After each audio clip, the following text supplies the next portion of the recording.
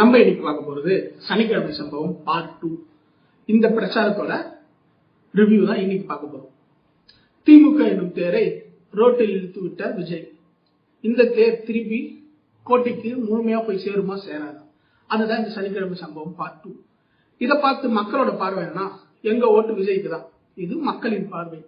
விஜய் சொல்றது எல்லாமே பொய், நாங்க சொல்றதுதான் உண்மை அப்படிங்கிறது 200 ரூபாய் ஊடகவியலாளர்களின் பார்வை. எங்களுக்கு சேர்ந்ததுதான் அரசியல் கூட்டம், விஜய்க்கு சேர்ந்ததுதான் காக்கா கூட்டம் அப்படிங்கிறது அரசியல் தலைவர்களின் கதறவு. இதுதான் இந்த சனிக்கிழமை சம்பவம் பார்ட் 2 சுருக்கமான விமர்சனம். சனிக்கிழமை சம்பவம் பார்ட் 2 முழுமையான விமர்சனத்துக்கு வாங்க வீடியோக்குள்ள போலாம்.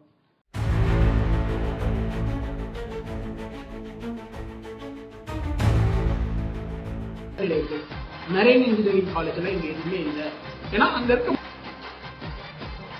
பாருங்க, இவங்களே கரண்ட் கட் பண்ண சொல்லிட்டு இவங்களே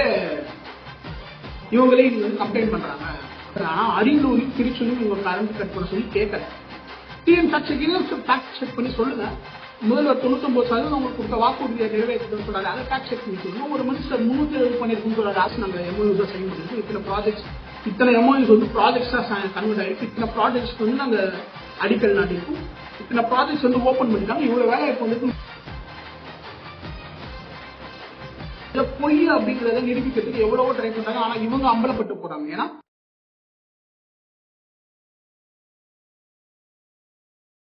மக்களே, வெல்கம் பேக் டு களத்தின் ஒளி.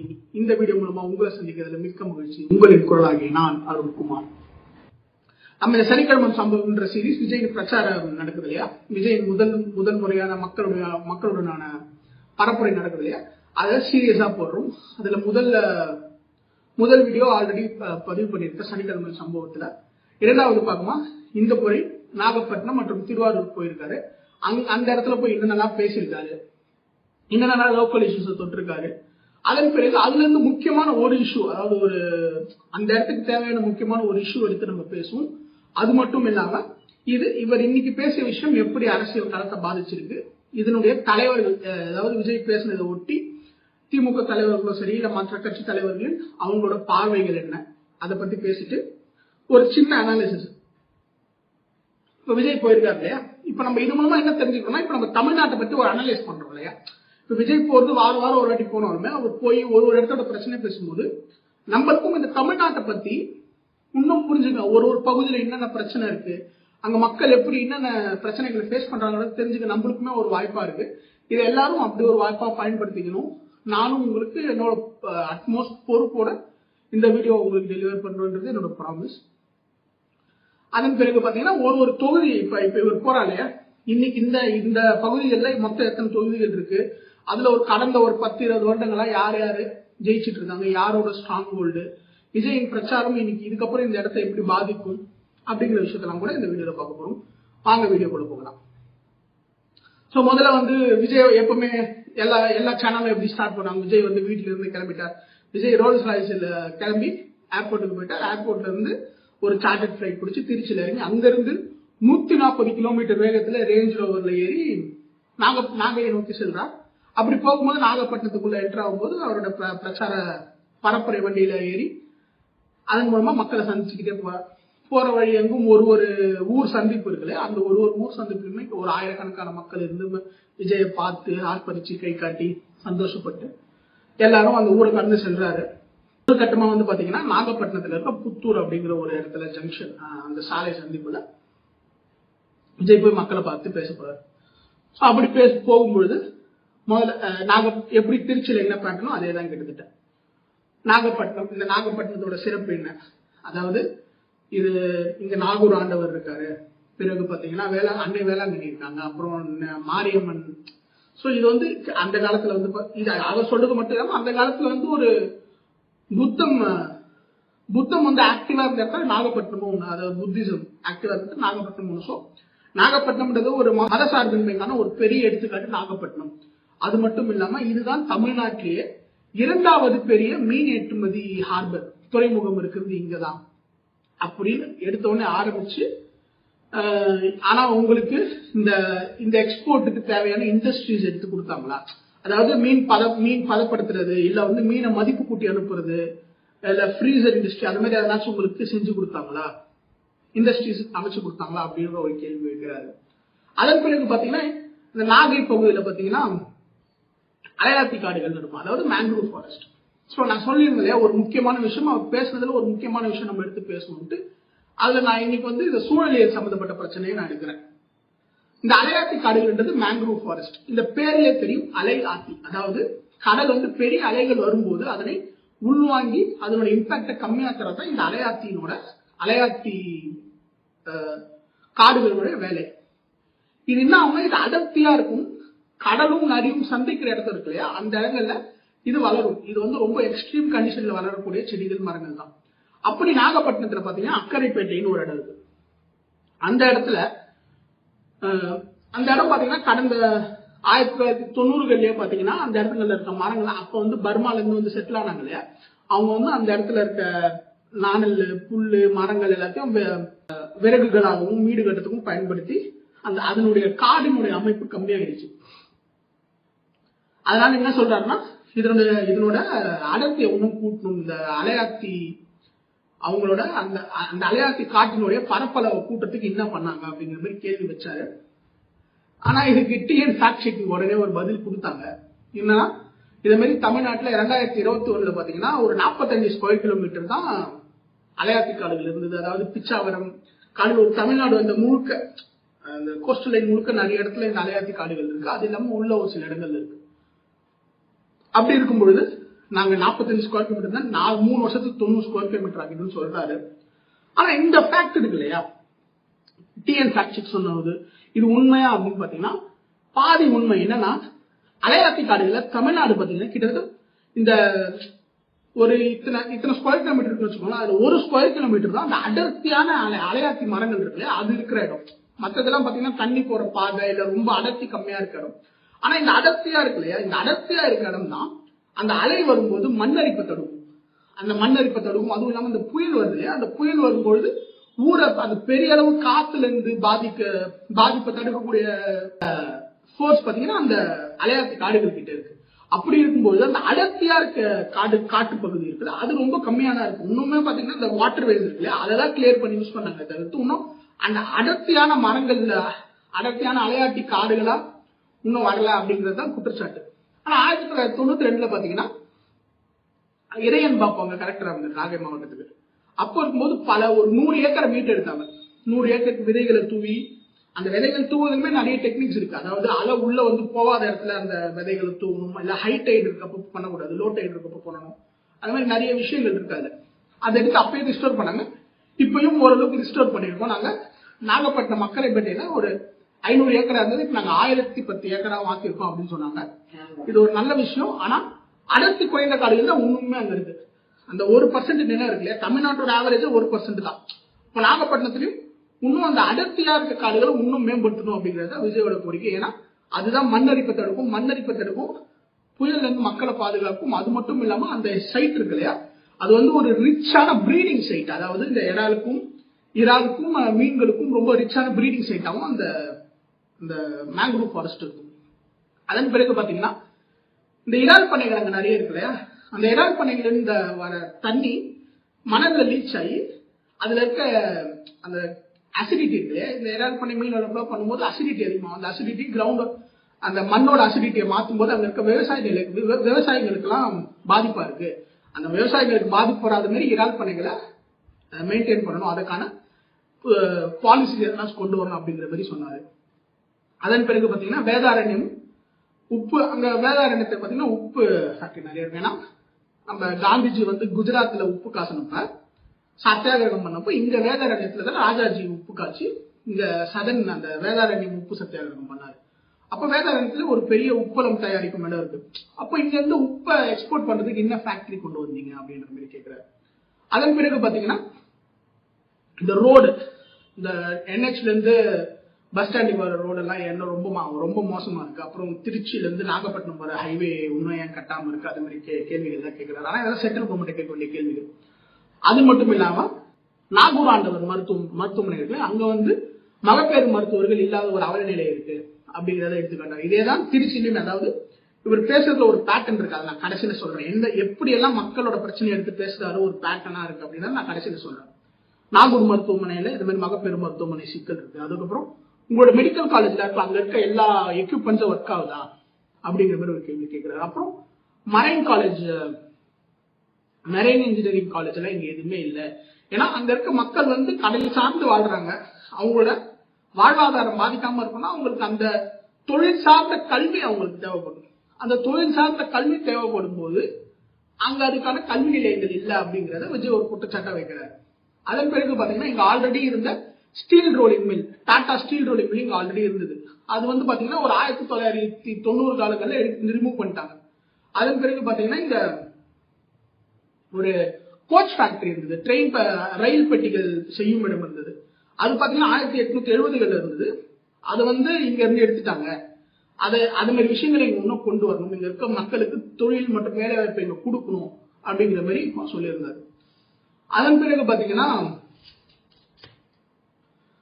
இதெல்லாம் பேசிட்டு இந்த ஸ்ரீலங்கன் நேவி, அதாவது நம்ம மீனவர்கள் வந்து இங்க இருக்க பெரிய தொழில்கள் மீன்பிடி வந்து ரொம்ப பெரிய முக்கியமான தொழில். அப்படி போகும்போது இங்க இலங்கை கடற்படை இருந்தாங்க, நம்மளோட மீனவர்கள் பெரிய அளவில் பாதிக்கப்படுறாங்க. அந்த பாதிப்பு குறைத்து இவங்க என்ன பண்ணாங்க. அதன் பிறகு நம் துப்புள்குடி உறவுகளான தங்களுடைய பாச தலைவனை எழுந்துட்டு நிற்கிற ஈழ மக்கள் அவங்களோட வளர்ச்சியும் அவங்களோட பாதுகாப்பும் நம்மளோட கடமை, அவங்களோட உரிமை, அதை நம்ம உறுதி செய்யணும். அதுக்காக இவங்க என்ன செஞ்சாங்க இப்படி சொல்லும் போது என்ன பண்றாருன்னா, மேதகு பிரபாகரன் அவர் கையில் எடுக்கிறாரு, ஈழ மக்கள் அவர் கையில் எடுக்கிறாங்க. ஏன்னா சீமானுக்கு நாம் தமிழர் கட்சிக்கு இருக்க ஒரு ஓட்டும் பிரியறதுக்கான வாய்ப்பு இருக்கு. ஏன்னா கிட்டத்தட்ட ஏஜ், அந்த ஓட் போடுற பீப்புளோட ஏஜ் இருக்கு இல்லையா, என்ன காரணத்துக்காக ஓட் போடுறாங்கன்றது மாறும். ஓகேவா? அது அப்போ இது ஒரு பெரிய இம்பாக்ட் ஏற்படுத்த வாய்ப்பு இருக்கு. அதுக்கப்புறம் பாத்தீங்கன்னா டூரிசம் டெவலப் பண்ணா அங்க நிறைய டூரிசம் ஸ்பாட் இருக்கு. ஏன்னா இப்ப ஆல்ரெடி மேங்க்ரூவ் ஃபாரஸ்ட் இருக்கு இல்லையா, இந்த முத்துப்பேட்டை மேங்க்ரூவ் ஃபாரஸ்ட் அங்க பக்கத்துலதான் இருக்கு. அப்புறம் வந்து பாத்தீங்கன்னா வேதாரண்யம் பறவைகள் சரணாலயம், அன்னை வேளாங்கண்ணி, இது நாகூர் தர்கா. ஸோ இந்த மாதிரி பல டூரிஸ்ட் ஸ்பாட் அங்க இருக்கு. இந்த இன்னும் டூரிசம் டெவலப் பண்றதுக்கு இன்னும் இதை சுத்தமா வச்சுக்கணும், அப்பதான் டூரிசம் டெவலப் ஆகும் அப்படிங்கிற மாதிரிலாம் ஒரு சில விஷயங்கள் சொல்லி இருந்தாரு. அப்புறம் வந்து பாத்தீங்கன்னா இந்த அக்ரி வேர்ஹவுசிங், அதாவது தானிய கிடங்குகள் இன்னும் பெரிய அளவில் ஏற்படுத்தணும். இது ஏன் இம்பார்ட்டன்ட் நான் சொல்றேன், ஏன்னா நம்ம தானியங்கள் விவசாயிகள் வந்து உற்பத்தி செய்யறாங்க இல்லையா, விளைவிக்கிறாங்க இல்லையா, அப்படி விளைவிக்கும் போது அவங்க நெல்லை எல்லாருமே கிட்டத்தட்ட ஒரே டைம்ல தான் வந்து அவங்க அறுவடை பண்ணி மார்க்கெட்டுக்கு போவோம். அப்படி மார்க்கெட்டுக்கு போகும்போது அப்ப இப்ப எல்லாரும் ஒரே நேரத்தில் விற்கும் போது சப்ளை அதிகமாக, டிமாண்ட் கம்மியா இருக்கும். அப்படி இருக்கும்போது அவங்களுக்கு தேவையான விலை கிடைக்காது. என்னதான் அரசு வந்து குறைந்தபட்ச விலையை வச்சாலும் அவங்களுக்கு மார்க்கெட் பிரைஸ் கிடைக்கிறதா பெரிய ரொம்ப முக்கியம். அப்படி போகும்பொழுது அவங்களுக்கு கொள்முதல் விலை கம்மியாகிறதுக்கு வாய்ப்பு இருக்கு. அதே மாதிரி ஸ்டோரிங் ஒரு வேர் ஹவுஸ் இருந்ததுன்னா அவங்களுக்கு எப்போ தேவையோ அதை விற்கலாம். அப்படி விற்கிறதுக்கு ஒரு வேர் ஹவுசிங் இல்லை, அப்படி வேர் ஹவுஸ் இல்லாதனால உடனே போய் விற்க வேண்டியதா இருக்கு. அப்படி உடனே விற்கும்போது அங்க இருக்க கொள்முதல் நிலையங்கள் இருக்க ஆபீசஸ் வைக்கிற டிமாண்ட்ஸ்களை இவங்க ரொம்ப ஈஸியா ஒத்து போயிட வேண்டிய ஒரு நிலைமை இருக்கு. அப்ப அக்ரி வேர் ஹவுசிங் வந்து ரொம்ப முக்கியம். தானிய கிடங்குகள் அதை சரியா முக்கியத்துவம் கொடுத்து பண்ணணும் அப்படிங்கறத சொல்லியிருக்காரு. இதுதான் இங்க பேசிட்டு ரொம்ப பாசிட்டிவா, பி பாசிட்டிவ், கண்டிப்பா ஒரு மாற்றம் வரும், நம்ம எல்லாரும் நல்லா இருப்போம் அப்படிங்கிற மாதிரி முடிச்சுட்டு திருவாரூர் போனார். திருவாரூர் போகும்போது வழிநடுக மக்கள் வரவேற்பு அது எல்லாமே இருந்தது. ஆனா திருவாரூர்ல பெரிய அளவுல கூட்டம், திமுக கிண்டளவு கூட்டம், அப்படி ஒரு கூட்டம். திருவாரூர் பாத்தீங்கன்னா ஒரு திமுக கோட்டை. அங்கதான் கலைஞரோட பிறந்த மாவட்டம் திருவாரூர் தான். டிஆர் பாலு அவர்கள் இருக்க அவரோட ஸ்ட்ராங் ஹோல்டு பாத்தீங்கன்னா அந்த திருவாரூர், அந்த டெல்டா மன்னார்குடி அந்த ரேஞ்ச் தான் அவங்களோட ஸ்ட்ராங் ஹோல்டு. அதுல போகும்போது அங்கேயுமே மக்களின் வரவேற்பு பெரிய அளவுல இருந்தது. அப்படி இருக்கும் பட்சத்துல எடுத்த உடனே திருவாரூர்னால எல்லாருக்கும் தெரியுது தேர் தானே. திருவாரூர் சொல்லும் போதே எங்களுக்கு முதல்ல ஞாபகம் வருது தியாகராஜர் கோயில், அப்புறம் ஆழித்தேர் அப்படிங்கறதெல்லாம் சொல்லிட்டு திருவாரூரோட ஸ்பெஷாலிட்டி இங்க இருக்க விவசாயிகள் எவ்வளவு முக்கியம். அதே மாதிரி நாகப்பட்டினத்துல பாத்தீங்கன்னா குடி தண்ணீர் இல்ல மக்களுக்கு. ஏன்னா இது எல்லாத்துக்குமே ப்ரூஃப் இருக்கு, நான் உங்களுக்கு எல்லாத்துக்குமே வந்து ஸ்கிரீன்ஷாட் போடுறேன். ஏன்னா திருவாரூர் நாகப்பட்டினம் மக்களுக்கு வந்து குடிநீர் பிரச்சனை இருக்கு. அப்புறம் வந்து பாத்தீங்கன்னா ஆலூர் ஷானவாசே சொல்லியிருக்காரு நாகப்பட்டினத்துல இருக்க மருத்துவமனைக்கு மருத்துவர்களை போடணும் அப்படிங்கறத கடைசி ஒரு மாசத்துக்கு சொல்லியிருக்காரு. இது எல்லாமே நான் ஒரு வீடியோவை ஆட் பண்றேன், ஒரு இதுவா ஆட் பண்றேன், பாருங்க. நாகப்பட்டினத்தை பொறுத்தளவில் போதிய மருத்துவர்கள் இல்லை என்கிற பிரச்சனை பெரிய பிரச்சனையாக இருக்கிறது. எனவே உரிய மருத்துவர்களை நியமிப்பதற்கும் நடவடிக்கை எடுக்க வேண்டும் என்று கேட்டுக்கொள்கிறேன். திருவாரூர்ல பாத்தீங்கன்னா நான் தான் இந்த சும்மா நின்றுட்டு இருந்த தேர, அதாவது முடங்கி போய் இருந்த தேர நான் தான் ஓட வச்ச அப்படிங்கிற பெருமையை வந்து கலைஞர் எடுத்துப்பார். கலைஞர் நேரடியா சொல்ல, நம்ம முன்னாள் சிஎம் சொல்லியிருக்காரு. ஆனா இன்னைக்கு அவரோட மகன் தமிழ்நாடு என்னும் தேர 4 பக்கமும் கட்ட போட்டு அப்படியே நிறுத்த வைக்கிறாரு, வளர்ச்சி இல்லைன்னு சொல்றாரு. ஆனா இதுக்கு எப்படியோ ரீபட்டல் வரும். ஏன்னா இப்பதான் ரீசெண்டா வந்து பாத்தீங்கன்னா 11.5% வந்து தமிழ்நாடு growth ஆயிருக்கு. இந்தியாலே இல்லாத டபுள் டிஜிட் growth எல்லாம் அப்படின்னு பேசுறாங்க. சோ இதுக்கான ரீபட்டல் கண்டிப்பா வரும். இந்த நம்பர் எல்லாம் டிரான்ஸ்லேட் ஆயிருக்கா அப்படிங்கறத பார்ப்போம்.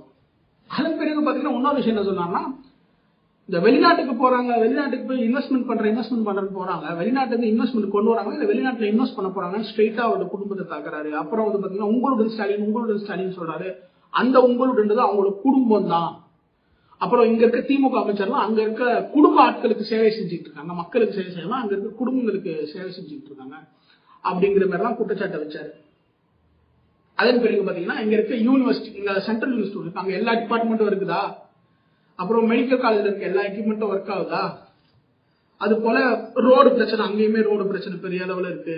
அப்புறம் பாத்தீங்கன்னா அங்க இருந்து அந்த ஜெயங்கொண்டான் வழியா திருச்சிக்கு வர அந்த ஒரு ரயில்வே ரூட் ரொம்ப ரொம்ப நாளா கிடப்பிலே இருக்கு. கிட்டத்தட்ட ஒரு 60 வருஷம் கோரிக்கை அது.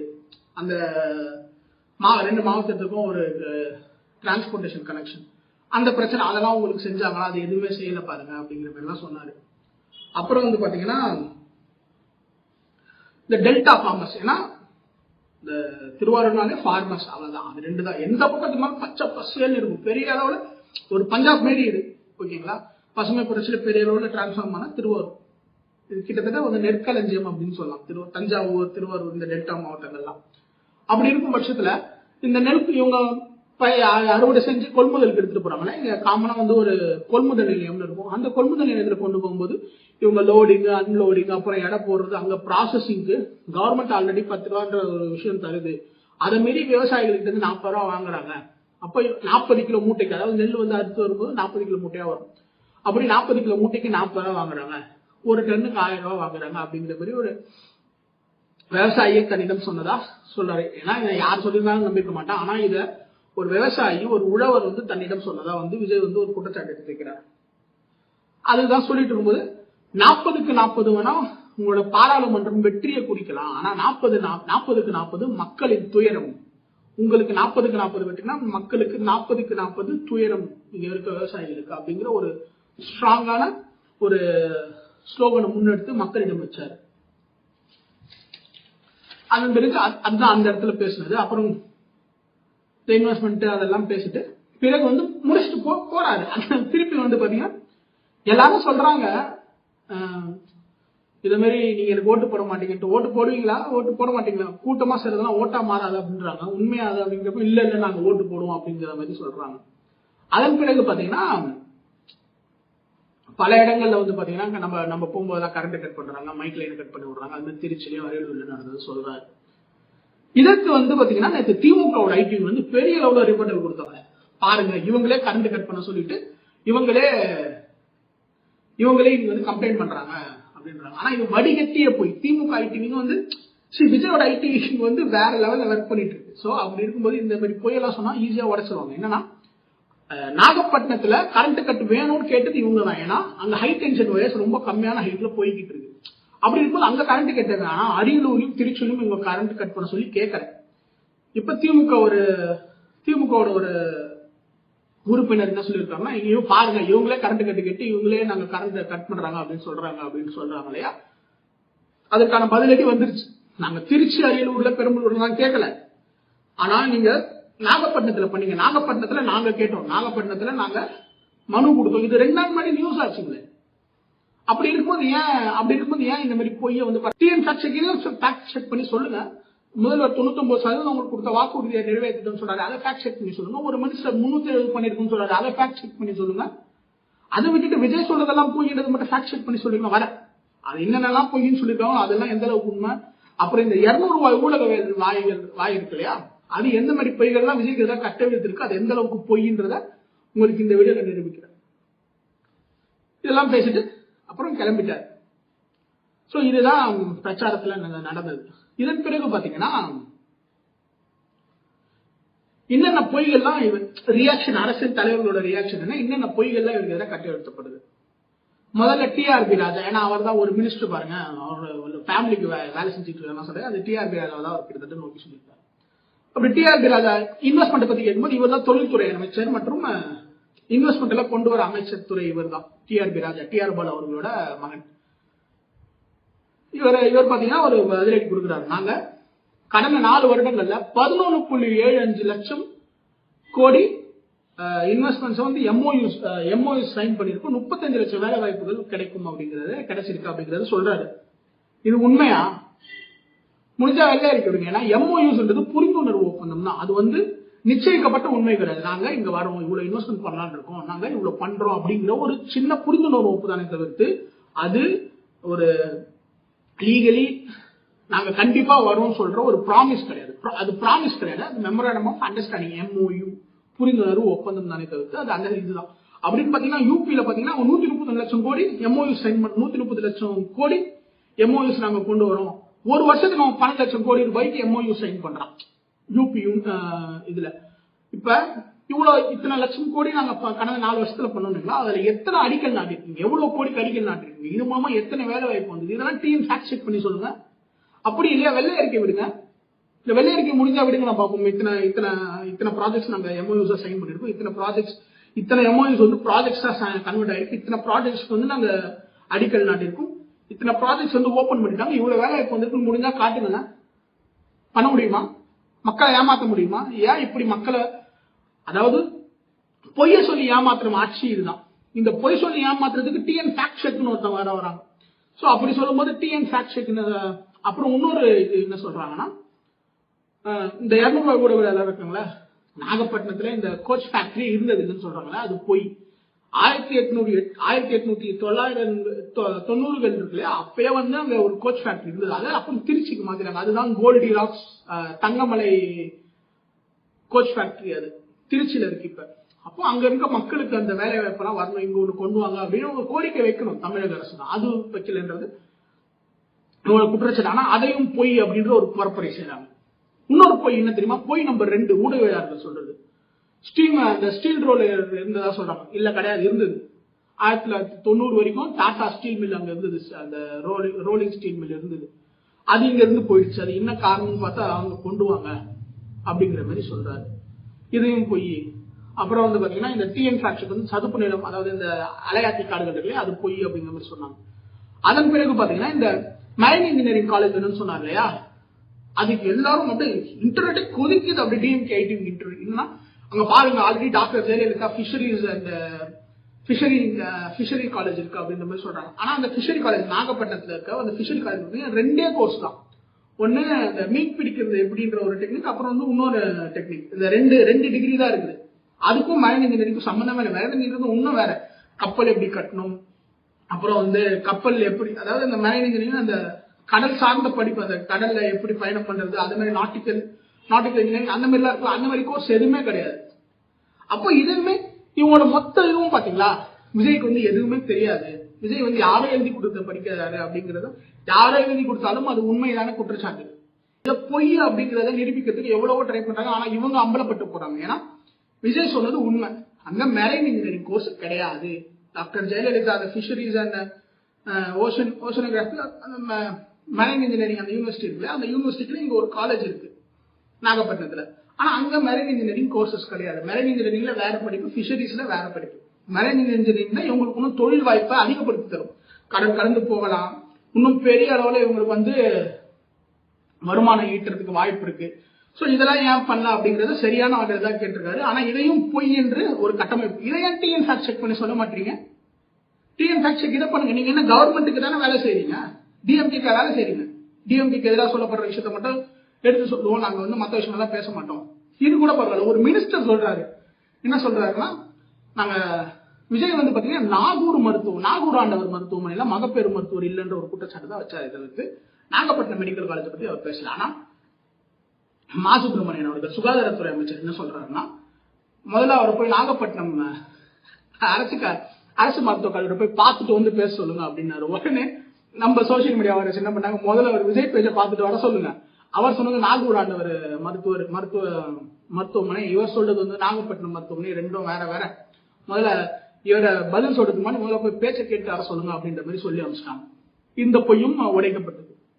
அப்ப எல்லா பொய்யும் உடைக்கப்பட்டது. விஜய் சொன்னதுல ஒரே ஒரு சின்ன மிஸ்டேக் என்ன, அந்த காடுகள், அந்த அலையாத்தி காடுகள் இருக்கு இல்லையா, அந்த அலையாத்தி காடுகள் இன்னும் மெயின்டைன் பண்ணணும், அதுக்காக எதுவும் செய்யலன்னு சொன்னது இல்ல, செஞ்சிருக்காங்க. உண்மையிலே 45 ஸ்கொயர் மைல் இருந்து தமிழ்நாட்டில் 90 ஸ்கொயர் கிலோமீட்டர் ஆயிருக்கு.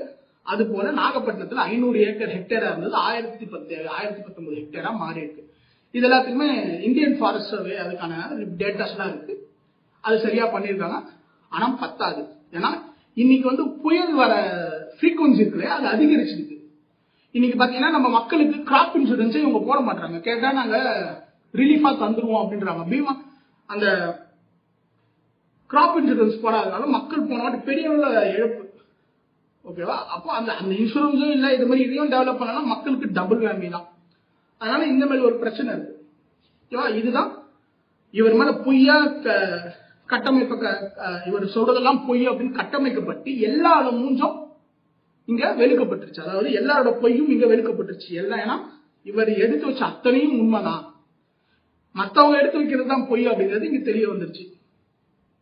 அதன் பிறகு பாத்தீங்கன்னா நம்ம இதெல்லாம் டிஆர் ராஜா சொன்னதும் பொய் இருந்தது, மாசுப்ரமணியம் அவர்களும் பொய். அதுக்கப்புறம் பாத்தீங்கன்னா இங்க பூண்டியில இருக்க ஒரு பூண்டி ராமநாதன் அப்படிங்கிறவரு இங்க இருக்கிறது சொன்னாரு.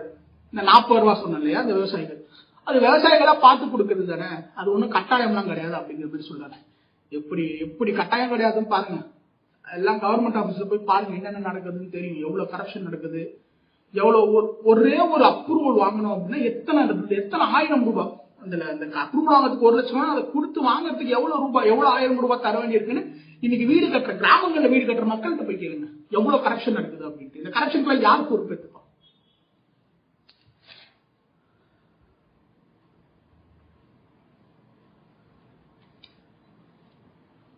ஸோ மோஸ்ட்லி எல்லாரும் வச்ச குற்றச்சாட்டுகள்லாம் நம்ம பதில் சொல்லியாச்சு. ஏன்னா எதெல்லாம் உண்மை எதெல்லாம் பொய்ங்கிற குற்றச்சாட்டுகளுக்கு பதில் சொல்லியாச்சு. இதன் பிறகு நான் ஒன்று சொல்லியிருந்தேன், இந்த தொகுதி அனலைஸ் பண்ணலாம் அப்படின்ட்டு. ஸோ நம்ம 2006 இருந்து அனலைஸ் பண்ணுவோம். மொத்தம் இவர் இன்னைக்கு போன இடம் இல்லையா, இதுக்கு முன்னாடி மயிலாடுதுறையும் போறதா பிளான். ஆனா மயிலாடுதுறை இந்த வாட்டி போல. இந்த நாகை மன்னார்குடி மற்றும் மயிலாடுதுறை இது வந்து கிட்டத்தட்ட ஒரு 10 தொகுதி உட்கொண்டது. நாகப்பட்டினம், கீழ்வேலூர், அப்புறம் பாத்தீங்கன்னா வேதாரண்யம், சீர்காழி, பூம்புகார், மன்னார்குடி, திருவாரூர், நன்னிலம், திருத்துறைப்பூண்டி, மயிலாடுதுறை, இது மாதிரி ஒரு 10 தொகுதிகளை உட்கொண்டது. இந்த 10 தொகுதிகள்ல 2006 பாத்தீங்கன்னா 2006 அந்த காலத்துல பாத்தீங்கன்னா ஜெயலலிதா அவர்கள் ஆட்சி இருந்தது. 2006 வந்ததுன்னா அவங்களுக்கு ஒரு ஆன்டி இன்கம்பன்சி இருந்தது. அந்த காலகட்டத்தில் பாத்தீங்கன்னா 9 இடம் வந்து டிஎம்கே ஜெயிச்சது, 1 இடம் பிஎம்கே பாமக. ஆனா அவங்களுமே திமுக கூட்டணி 10க்கு 10 டிஎம்கே வந்தது. சோ அப்போ இது அவங்க ஸ்ட்ராங் ஹோல்டா இருக்கு. ஏன்னா 2006 பாத்தீங்கன்னா ஜெயலலிதா அவர்கள் வந்து அந்த ஸ்ரீலங்காவுக்கு சப்போர்ட்டா ஒரு சில விஷயங்கள் பண்ணிருக்காங்க. அதனால எங்க நாகை மாவட்ட மக்கள்லாம் வந்து பெரிய அளவில் அதிருப்தியில் இருந்தாங்க. ஏன்னா நாகை மாவட்டத்தில் மட்டுமே 5 தொகுதிகள் இருக்கு. ஓகேவா? சோ அப்படி ஒரு பிரச்சனை இருக்கு. இங்க பாத்தீங்கன்னா இந்த தொகுதியில யார் ஸ்ட்ராங்னா திருவாரூர் இருக்கு இல்லையா, திருவாரூர் மாவட்டத்துல 4 தொகுதி, மன்னார்குடி, திருவாரூர், நன்னிலம், திருத்துறைப்பூண்டி. இதுல கிட்டத்தட்ட 3 தொகுதியில டிஎம்கே ஸ்ட்ராங், 2 தொகுதியில கடந்த 60 வருஷம் அவங்க மட்டும் தான். மன்னார்குடி, அப்புறம் வந்து பாத்தீங்கன்னா திருவாரூர் கலைஞர் நிற்பாரு, ஒரு சில டைம் மாத்தி யாராவது நிற்பாங்க. அப்புறம் மன்னார்குடியில பாத்தீங்கன்னா டிஆர் பாலு அவர்கள், டிஆர்பி ராஜா அவரோட மகன், இவங்க தான் மாத்தி நிற்பாங்க. இப்ப ஏன் பண்ணையார் கட்சின்னு சொல்றாங்க உங்களுக்கு புரியுதா? இந்த 2 எப்பவுமே உங்களுக்கு 60 வருஷங்களா வந்துட்டு இருக்கு. ஆனா நாகப்பட்டினம் பாத்தீங்கன்னா இந்த 2 இடத்துக்குமே கம்யூனிஸ்ட் பார்ட்டி கொஞ்சம் ஸ்ட்ராங். ஏன்னா இந்த 2 இடத்துக்குமே விவசாயம் மற்றும் மீன் இருக்கு இல்லையா, இந்த மீன்பிடியும் விவசாயிகளையும் பாத்தீங்கன்னா ஓனர்ஸ் மட்டும் இல்லாம அங்க மீன்பிடி தொழிலாளிகள் இருப்பாங்க, விவசாய கூலிகள் இருப்பாங்க. அவங்களா இருக்கும்போது அவங்களோட உரிமையை நிலையாட்ட அந்த கம்யூனிஸ்ட் பார்ட்டி அங்க ஒரு பெரிய வாய்ஸ் இருக்கும் உங்களுக்கு எப்பவுமே. அதனாலதான் 2006 பாத்தீங்கன்னா இந்தியன் கம்யூனிஸ்டும் மார்க்சிஸ்ட் கம்யூனிஸ்டும் சேர்த்து 4 தொகுதிகள் ஜெயிச்சிருக்காங்க 2006. அப்படியே 2011 பாத்தீங்கன்னா 2006 பாத்தீங்கன்னா திமுக பெரிய அளவில் ஆன்டி இன்கம்பன்சி. ஏன்னா ஈழம் போர் நடந்தது, மீனவர்கள் சுட்டுக் கொல்லப்பட்டாங்க, 2G ஸ்பெக்ட்ரம் கேஸ், இதெல்லாம் வந்து பெரிய ஆன்டி இன்கம்பன்சி. அப்புறம் காங்கிரஸ் கூட கூட்டணி கிடையாது. இதெல்லாம் சேர்த்து 2011 என்ன ஆச்சுன்னா கிட்டத்தட்ட 8 தொகுதியில ஏடிஎம்கே மற்றும் டிஎம்டிகே ஜெயிச்சிருக்காங்க. அதாவது தேமுதிகவும் ஏடிஎம்கேவும் ஜெயிச்சிருக்காங்க. 2 தொகுதி, அதாவது மன்னார்குடியிலும் திருவாரூர்ல கலைஞர், மன்னார்குடியில வந்து டிஆர்பி ராஜா நின்றார். அந்த 2 தொகுதியில மட்டும் தான் ஜெயிச்சாங்க. 2016 பாத்தீங்கன்னா இந்த தொகுதிகள் எல்லாத்திலுமே எப்பவுமே பாத்தீங்கன்னா ஒரு 78% வாக்குப்பதிவு நடக்கும். 2016 அப்பயும் பாத்தீங்கன்னா ஜெயலலிதா ஒரு சின்ன ஆன்டி இன்கம்பன்சி தான், பெரிய அளவு ஆன்டி இன்கம்பன்சி கிடையாது. ஆனா அப்ப பாத்தீங்கன்னா மக்கள் நல கூட்டணின்னு வந்து அப்ப என்ன ஆச்சுன்னா டிஎம்கே கிட்ட இருந்த சப்போர்ட், அதாவது கம்யூனிஸ்ட் பார்ட்டி, அப்புறம் வந்து பாத்தீங்கன்னா பாமக 2008 இல்ல, இப்ப அந்த கட்சிகள் எல்லாம் சேர்ந்து மக்கள் நல கூட்டணின்னு ஆரம்பிச்சாங்க. விசிகவும் அப்ப இல்ல மக்கள் நல கூட்டணியில் இருந்தாங்க. அப்ப அவங்க எல்லாம் சொல்லும்போது டிஎம்கேவோட ஓட்டு பிரிஞ்சிருச்சு. ஏடிஎம்கேக்குமே பாத்தீங்கன்னா அவங்க கிட்ட இருந்த எல்லா கூட்டமும் பாத்தீங்கன்னா அவங்க ஒரே சின்னத்துல போட்டிடுன்னு சொல்லிட்டாங்க. இந்த மாதிரி ஒரு சூழ்நிலை 2016. அப்படி இருக்கும்போது 2014 டிஎம்கே ஏடிஎம்கே பாத்தீங்கன்னா கிட்டத்தட்ட 1 2 3 7 இடங்கள்ல வின் பண்றாங்க. இந்த 7 இடங்கள்ல ஏடிஎம்கே வின் பண்றாங்க, 3 இடங்கள்ல டிஎம்கே வின் பண்றாங்க. அதுலயுமே திருவாரூர், மன்னார்குடி 1, அதுல பாத்தீங்கன்னா கீழ்வேலூர் அப்படின்ற நாகப்பட்டினம் தொகுதியில 1, அது வந்து பட்டியலினத்தவர் ஒதுக்கப்பட்ட ஒரு தொகுதி. அதனால அங்க 3 இடத்துல டிஎம்கே வின் பண்றாங்க. இதன் பிறகுதான் டிஎம்கே ரிசர்ஜன்ஸ் தொடங்குது. ஜெயலலிதா இறக்குறாங்க, கலைஞர் இறக்குறாரு. 2021 எலெக்ஷனுக்கு வந்தோம்னா கிட்டத்தட்ட ஒரு தொகுதி 2 தொகுதி நன்னிலம் மற்றும் வேதாரண்யம், இந்த நன்னிலம் வேதாரண்யம் இந்த 2 தொகுதிகளில் மட்டும்தான் ஏடிஎம்கே ஜெயிக்கிறாங்க. ஆனா இந்த 2 தொகுதிகளில் கடைசி ஒரு 3 எலெக்ஷனுமே ஏடிஎம்கே தான் ஜெயிக்கிறாங்க. ஓஎஸ் மணியன் அவர்களும் காமராஜ் அவர்கள் இந்த 2 பேர் தான் இந்த 2 இடங்கள்ல பெரிய இடங்கள் எப்பவுமே ஜெயிச்சிருக்காங்க. அந்த 2 இடம் வந்து மற்றபடி 8 இடத்துல பாத்தீங்கன்னா 4 DMK, 2 Marxist communist, 1 PMK, 1 Congress. இந்த 8 சீட் இல்லையா, 4 டிஎம்கே, 2 மார்க்சிஸ்ட் கம்யூனிஸ்ட், 1 விசிகே, அப்புறம் பாத்தீங்கன்னா 1 காங்கிரஸ். இந்த 8 சீட்டு இப்படி ஷேர் ஆச்சு. இந்த நாகப்பட்டினம் பாத்தீங்கன்னா இதுக்கு முன்னாடி எப்படி இருந்ததுன்னா எம்ஜிஆர், இந்த மீனவர்கள் அதிகமாக எம்ஜிஆரோட இம்ப்ரெஷனால இங்க பெரிய அளவுல அதிமுக ஓட்டு போகும். இதுக்கு முந்தின காலத்துல பாத்தீங்கன்னா 2006 சரி 2016 சரி அங்க பெரிய அளவு நாகப்பட்டினத்துல ஏடிஎம்கே வின் பண்ணாங்க. ஆனா அதற்கப்புறம் அவங்களோட வாக்குகள் எல்லாம் சிறுபான்மையினர் வாக்குகளா மாறி, ஏன்னா அங்க கிறிஸ்டியன்ஸும் அதிகம், முஸ்லிம்ஸும் அதிகம். அப்படி இருக்கும்போது அங்க டிஎம்கேக்கு அந்த ஓட்டு எல்லாம் டிரான்ஸ்பர் ஆச்சு. எம்ஜிஆர் கரிஸ்மேட்டிக் லீடர் ஜெயலலிதாக்கும் எம்ஜிஆருக்கும் அந்த ஓட்டு வந்து டிஎம்கேக்கு டிரான்ஸ்பர் ஆச்சு. ஆனா இன்னைக்கு வந்து விஜய்ன்றவர் எம்ஜிஆர் மாதிரி ஒரு சிமிலர் கரிஸ்மா இருக்கவர், சிமிலர்னு சொல்றத விட ஓரளவுக்கு அந்த கரிஸ்மா இருக்கவர், மீனவர்களை ஓரளவுக்கு அந்த ரோடு எடுத்து நடிச்சவர், 2011 இவங்களுக்காக போராடினவர்ன்ற பேர்ல இவருக்கு ஓரளவுக்கு ஓட் டிரான்ஸ்பர் ஆகுமா?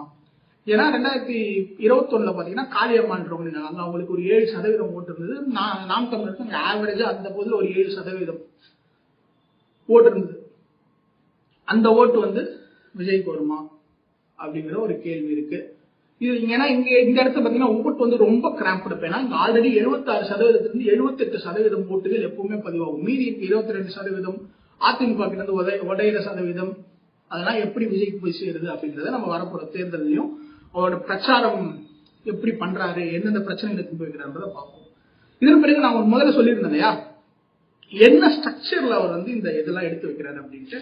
ஜெனரலா அவர் பேசுறதெல்லாம் அனலைஸ் பண்ணி பார்க்கும்போது அவர் இந்தந்த பேசிஸ தொடராரு. என்னன்னா முதல்ல வந்து மக்களோட பேசிக் பிரச்சனை, அதாவது ரோட் டிரான்ஸ்போர்ட், ரோடெல்லாம் பாருங்க எவ்வளவு மட்டமா இது இருக்கு அப்படிங்கிற மாதிரி. இன்னும் இந்த ஹைவே போடல, இந்த ஸ்டேட் ஹைவே போடல, இந்த நேஷனல் ஹைவேக்கு இன்னும் இடம் ஒதுக்கி தரல. அது மாதிரி டிரான்ஸ்போர்டேஷனை பத்தி பேசுறாரு, ரயில்வேஸை பத்தி பேசுறாரு. ரொம்ப முக்கியமா பாத்தீங்கன்னா நவீன தொழிற்சாலைகள் வரணும்.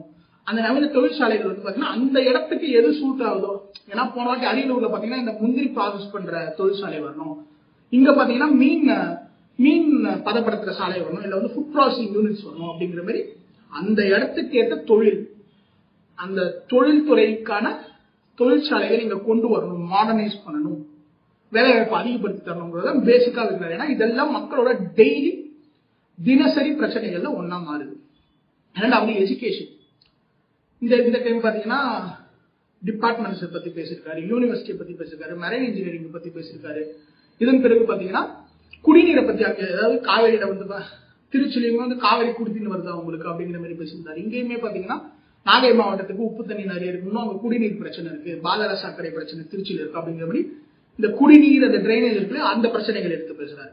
அதன் பிறகு சுகாதாரம், இந்த ஹாஸ்பிட்டல்ல இருக்க பிரச்சனைகள், கிட்னி திட்டத்தை பத்தி அங்க பேசினாரு. அப்புறம் வந்து பாத்தீங்கன்னா இங்க பாத்தீங்கன்னா நாகூர் மருத்துவமனையில மகப்பேறு மருத்துவர் இல்ல, அப்புறம் வந்து பாத்தீங்கன்னா மருத்துவமனையில எக்யூப்மெண்ட்ஸ் எல்லாம் வேலை செய்யல அப்படிங்கிற மாதிரி சுகாதாரம் பற்றிய விஷயங்கள் பேசுறாரு.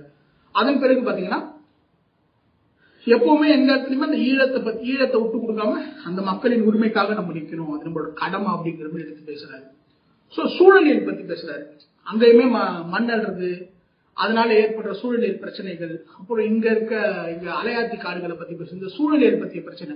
இப்ப இந்த மாதிரி விஜய் வந்து ஹோலிஸ்டிக்கா எல்லாத்த பத்தியும் எடுத்து மக்களிடம் வைக்கிறாரு. இந்த மக்களிடம் எடுத்து வைக்கும் போது இது ரெண்டு விஷயமா நான் பாக்குறேன். இது வந்து நம்மளுக்கு ஒரு அரிய வாய்ப்பு. ஏன்னா இந்த மாதிரி ஒரு ஃப்ரெஷ்ஷான பிரச்சனைகள், ஒரு ஃப்ரெஷ்ஷான பார்ட்டி இந்த மாதிரி இடத்துக்கு போகும்போது, இவ்வளவு பெரிய ஊடக வெளிச்சம் இருக்கும்போது, அதன் மூலமா நம்மளுடைய மாவட்டங்கள், நம்மளோட மாநிலத்தில் இருக்க மாவட்டங்களின் பிரச்சனை தெரிஞ்சுக்கிறது ஒரு அரிய வாய்ப்பு. இந்த மாதிரி விஷயங்களை நீங்க கண்டிப்பா தெரிஞ்சுக்கணும்னா சேனலுக்கு சப்ஸ்கிரைப் பண்ணுங்க. இந்த வீடியோ பிடிச்சிருந்தா லைக் பண்ணிக்கோங்க. மற்றொரு வீடியோல உங்களை நான் பார்க்கிறேன். அதுவரை உங்களிடம் இருந்து விடைபெறுவது உங்கள் குரல். நான் அருண்குமார். நன்றி.